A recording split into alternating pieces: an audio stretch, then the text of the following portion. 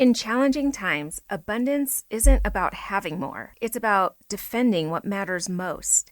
And this week, I want to invite you into a real conversation about a tension many nonprofit leaders are carrying: scarcity versus abundance. A few months ago, I met with an executive director I'll call Susan. She'd been in her role for just a few months when the funding landscape shifted in a way that couldn't be ignored. This wasn't a temporary disruption.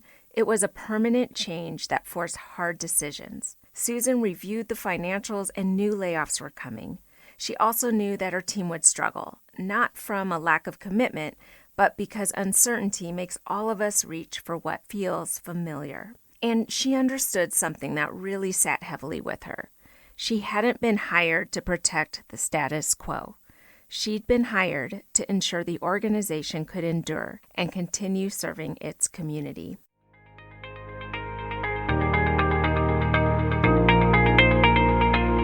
Welcome to Nonprofit CEO Spark, the podcast for bold leaders ready to navigate growth and change with energy and confidence.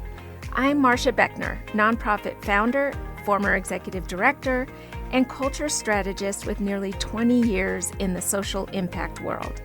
Each week, I help nonprofit leaders stop spinning out, set boundaries, and design inclusive cultures where all staff can thrive.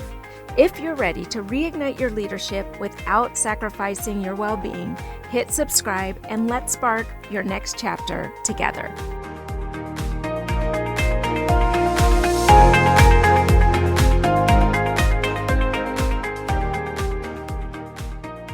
When Susan was hired a few months back, the board was transparent from the start. A major fundraising source, the backbone of their organization's budget, was going to expire at the end of the year permanently. The board was searching for a new executive director with a strong backbone to make drastic changes to the staffing and financial structure. As we all know, no one tells us how hard it is to transform an organization. But my friend is brave and accepted the challenge eyes wide open because she aligned so strongly with the mission. When Susan had been in the role for just a few weeks, she and I met for coffee, and we talked about how important it is for nonprofit leaders to get out of the scarcity mindset. She told me, when I first arrived, I started seeing cracks in the system everywhere, and my scarcity mindset kicked in, and I could feel my creativity shrinking. Then she said, I realized that if I wanted to solve hard funding problems, I had to shift into an abundant mindset. Not because things were easy, but because abundance is what gives you access to the creativity and innovative ideas needed when the decisions are so hard. And that told me everything about where Susan was as a leader. I was so impressed by her. She wasn't ignoring fear and constraint. She was consciously trying to think in a different way that allowed her to think, create, and solve challenging issues. Instead of rushing to decisions or ignoring reality, she told me that she went to the data to inform which risks she could take. She looked at the budget with fresh eyes. She examined the program numbers without flinching or looking away, and then she made a deliberate choice. She centered the organization around what she called the defensible core. The defensible core is a leadership strategy for moments when the margin for error disappears. It's the act of stripping an organization down to the studs, which is truly vital, so the mission itself remains protected. In Susan's case, this wasn't a season for extras. It was not a season for expansion or aspirational roles. It was a season for essentials. She looked closely at where the organization was making its strongest community impact and leaned into that. Every program, every role, every expense went through a single steady question. Does this directly support that community impact? And if the answer was no, it needed to be released. Letting go was painful. There was pushback, there was grief, and there was also transparency.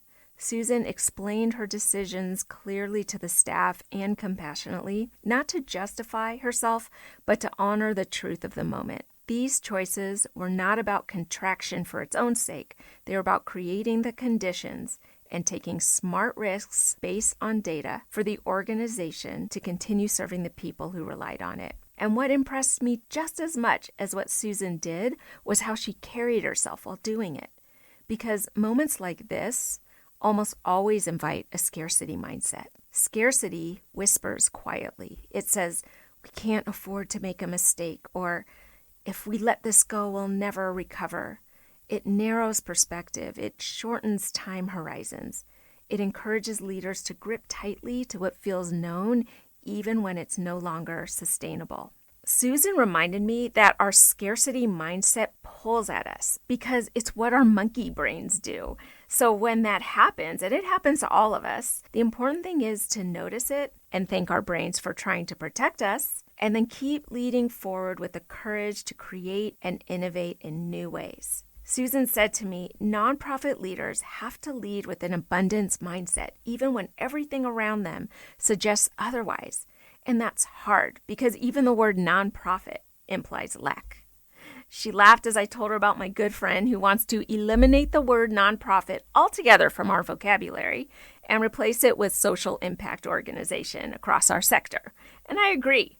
And then my friend said, when that happens, you can rename your podcast to Social Impact Spark. And I said, absolutely. But underneath the humor was something serious. Susan understood that pulling back to the defensible core could come from positive intention. Abundance, especially in our nonprofit world, is so misunderstood. It doesn't mean denying financial reality, and it doesn't mean assuming more funding will magically appear, although let's keep an open mind that it is possible because it is. And it doesn't mean pretending loss and cutbacks don't hurt. Abundance can mean believing that even within constraints, there are still choices to be made. There is still a sharp focus on the health of your mission and your community, and there is still agency to explore new opportunities for growth and impact when it's time. Constraint does not erase possibility, and an abundant mindset can be a leadership tool to shape the climate of an organization. Here's the analogy. Funding ups and downturns are the weather. They can be severe. They can force you into shelter. But the mindset you lead with determines the climate your team experiences while the storm moves through. Scarcity creates a cold, tight climate, people bracing themselves, and energy contracts and fear travels quickly. Abundance, though, even during a reduction, creates steadiness. And when people understand the reasoning, they start to trust the direction. They can feel supported even when the outcomes are difficult. And with that mindset in place, Susan didn't rush forward. She moved deliberately and accessed her creative, abundant ways of thinking, and she followed a simple, disciplined path. So the path that she took was that first she assessed the data, not just the budget, but the full picture, program participation, outcomes, cost relative to impact. She looked honestly at where the organization was creating meaningful change and where effort wasn't translating into results. She faced the financial deficit directly, not to assign fault, but to understand reality, and this grounded every decision that followed. Second, she stripped the organization down to the defensible core. That was the most difficult step. She released anything and anyone not directly tied to impact across programs, direct services, operations, and fundraising. She paid special attention to the areas where the numbers were most uncomfortable. When deficits are large, half measures don't hold. Protecting the mission requires decisiveness. The defensible core became the center. Everything else had to earn its place around. And then third, she adopted an abundance mindset on purpose. Once the core was protected, her posture shifted. Instead of dwelling on what had been lost, she began asking what is now possible. With fewer distractions and sharper focus, new opportunities began to emerge. Partnerships align more naturally, funding conversations become more purposeful. The remaining team understood exactly why their work mattered. Abundance didn't remove hardship. It created movement to go for growth. I want to return to that metaphor that Susan is guiding through this season. Confident nonprofit leaders don't pretend storms aren't happening. They take shelter when needed, they steady the ship, they check direction carefully, and then they move forward with intention. Data is your compass, the defensible core is your harbor, and abundance is the decision to sail again when the moment is right. Here's your spark plug shift for the week. If you find yourself in a defensible core season, pause long enough to ask 2 steady questions. Number 1, will this pullback do what is needed to make an impact in more focused, less scattered ways? And 2, what data can we use to take smart risks? Where should you invest your time, your energy, and your resources? You don't need a full plan yet. You don't need 100% certainty, as a risk may not work out. You only need to clarify the next right move for your organization and lead it with care and integrity. That may include going back to your most trusted financial supporters, funders, or donors and being open about where you are. Sometimes abundance shows up through honest conversation and shared commitment, especially as you move toward a season of revitalization. And remember, storms pass, but the climate you create as a leader, especially in these hard seasons, lasts much longer. And if you're finding it hard to see clearly right now, if you feel like you're too close to the challenge or you're carrying decisions that are expensive, emotional, or high stakes, you don't have to sort this out alone. That's exactly why I created the 90-minute Burnout to Boundaries strategy session. It's a quiet, focused space to step back, talk through what the defensible core could look like for your organization, and regain perspective with someone who understands nonprofit leadership, because I've been in defensible core seasons too. In fact, I shared that story in a recent episode, number 11. You can listen to it at culturecares.com/11. If support would be helpful for you, schedule this at culturecares.com and click on the Burnout to Boundaries tab. You can find the full transcript and resources for this episode at culturecares.com/14. Until next time, lead with intention, protect your energy, and trust your capacity to navigate what's next. You've got this. Thanks for listening to today's episode of Nonprofit CEO Spark.